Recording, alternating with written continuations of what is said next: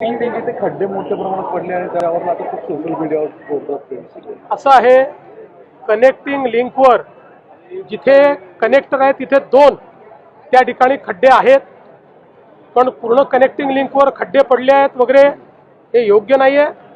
मुळामध्ये काही लोकांना याच्यातच आनंद आहे की कुठल्याही गोष्टीला खूप ॲम्प्लिफाय करायचं।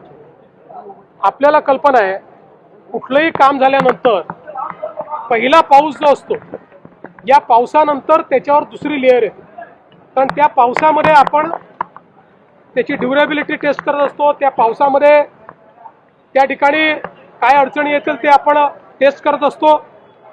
पण हरकत नाही, निंदकाचे घर असावे शेजारी, त्यामुळे निश्चितपणे त्या संदर्भात योग्य काळजी MSRDC घेईल। आणि पुन्हा एकदा सांगतो, दरवेळेस तेच त्या गोष्टी सांगाव्या लागतात। नवीन उड्डाण पूल केला की त्या ठिकाणी मास्टिक एस्फाल्ट आपण जेव्हा टाकतो ते सुरुवातीला जमाच होतं, त्याच्यानंतर मग ते त्या ठिकाणी योग्य पद्धतीनं चालतं। अनेक ठिकाणी आपल्याला केलेलं काम जे आहे ते सेटल करावं लागतं। या इंजिनिअरिंग गोष्टी आहेत, तथापि निश्चितपणे जर हे लक्षात आणून दिलेलं आहे तर त्याच्याकडे लक्ष दिलं जाईल। कुठे जर काही कमतरता असतील तर त्या कमतरता दूर करता येतील।